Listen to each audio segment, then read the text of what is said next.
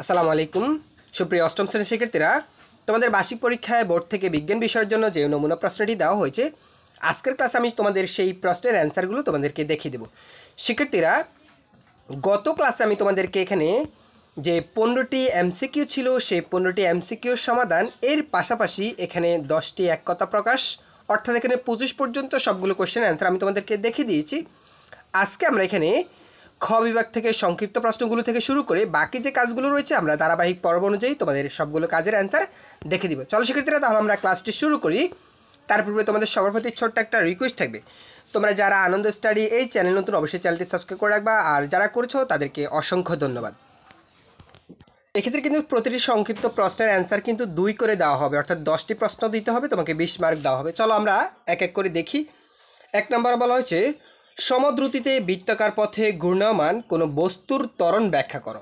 সমদ্রুতিতে বৃত্তাকার পথে ঘূর্ণায়মান কোনো বস্তুর ত্বরণ হলো কেন্দ্র অভিমুখী ত্বরণ, যা বস্তুর গতি পরিবর্তন না হলেও গতির দিক পরিবর্তনের ফলে উৎপন্ন হয়। এই ত্বরণ বৃত্তের কেন্দ্রের দিকে ক্রিয়া করে। শিক্ষার্থীরা, এরপর দেখো 2 নম্বর কোশ্চেনে বলা হয়েছে, প্রশোধন উদ্ভিদের একটি অত্যাবশ্যকীয় প্রক্রিয়া ব্যাখ্যা করো। প্রশোধন হলো উদ্ভিদের পাতার স্টোমটা থেকে জলীয় বাষ্প নির্গত প্রক্রিয়া, যা উদ্ভিদের পানি গ্রহণ, তাপমাত্রা নিয়ন্ত্রণ এবং পুষ্টির পরিবহন নিয়ন্ত্রণে সাহায্য করে। এরপরে আমরা 3 নম্বর কোশ্চেনটি দেখি। শিক্ষার্থীরা, 3 নম্বর কোশ্চেনে বলা হয়েছে, ক্যাটায়ন বা ধনাত্মক আয়ন সৃষ্টির প্রক্রিয়া উদাহরণ সহ বুঝিয়ে লেখো। তো বলা হবে, ক্যাটায়ন সৃষ্টির প্রক্রিয়া একটি পরমাণু বা অণু থেকে ইলেকট্রন অপসারণের মাধ্যমেই ধনাত্মক আয়ন গঠিত হয়। যেমন সোডিয়াম পরমাণু থেকে একটি ইলেকট্রন অপসারণ করে Na ধনাত্মক আয়ন সৃষ্টি হয়। শিক্ষার্থীরা, এরপর দেখো 4 নম্বর কোশ্চেনটিতে বলা হয়েছে, আন্তর্জাতিক তারিখ রেখা বলতে কী বোঝো? প্রশান্ত মহাসাগরের উপর দিয়ে নির্ধারিত কাল্পনিক রেখা, যা পৃথিবীর 2 ভাগে বিভক্ত করে এবং তার একটি পাশে এক দিনের পার্থক্য থাকে, তাকে আন্তর্জাতিক তারিখ রেখা বলে। শিক্ষার্থীরা, এরপর দেখো 5 নম্বর কোশ্চেনে বলা হয়েছে, একটি বৈদ্যুতিক বাতির ক্ষমতা 15 ওয়াট বলতে কী বোঝায়?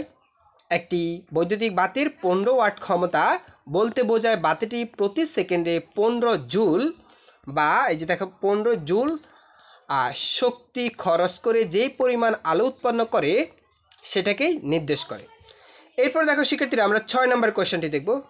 সমবর্গ উদ্ভিদ বলতে কী বুঝো? তাদের একটি বৈশিষ্ট্য লেখো। যেসব উদ্ভিদের বীজ একটি বীজতল থাকে, অর্থাৎ যে সকল উদ্ভিদের বীজে একটি বীজতল থাকে তাদেরকে সমবর্গ উদ্ভিদ বলে। এদের প্রধান বৈশিষ্ট্য হলো এদের পাতার মধ্যে সমান্তরাল শিরা থাকে। আমি আবার বলছি, এদের প্রধান বৈশিষ্ট্য হলো এদের পাতার মধ্যে সমান্তরাল শিরা থাকে। এরপর দেখো শিক্ষার্থীরা, আমরা 7 নম্বর কোশ্চেনটির অ্যান্সার দেব। 7 নম্বর কোশ্চেন বলেছে, একটি উদাহরণ সহ দহন বিক্রিয়া ব্যাখ্যা করো। তো দহন বিক্রিয়া হলো অক্সিজেনের সাথে জ্বালানি পদার্থের রাসায়নিক বিক্রিয়া, যা তাপ ও আলো উৎপন্ন করে। যেমন মিথেনের সাথে অক্সিজেনের দহন এবং বিক্রিয়া কার্বন ডাই অক্সাইড ও পানি উৎপন্ন হয়। 8 নম্বর বলা হয়েছে, চিত্রসহ বলয় সূর্যগ্রহণ ব্যাখ্যা করো। তো এক্ষেত্রে দেখো, এর অ্যান্সারটা হচ্ছে যে যখন চাঁদ পৃথিবী ও সূর্যের মধ্যে আসে কিন্তু সূর্যের সম্পূর্ণ অংশ ঢেকে না রেখে সূর্যের চারপাশে একটি উজ্জ্বল বলয় দেখা যায়, তখন তাকে বলা হয় সূর্যগ্রহণ বলে।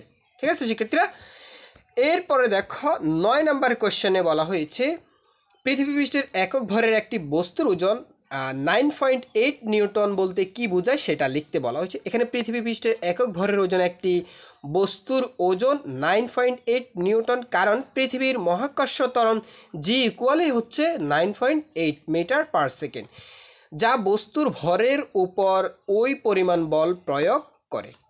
শিক্ষার্থীরা, এরপর 10 নম্বর কোশ্চেনটির আমরা অ্যান্সার দেখব। 10 নম্বর কোশ্চেনে বলা হয়েছে যে ধাপের নাম উল্লেখ সহ কোষচক্রের ধারণা ব্যাখ্যা করো।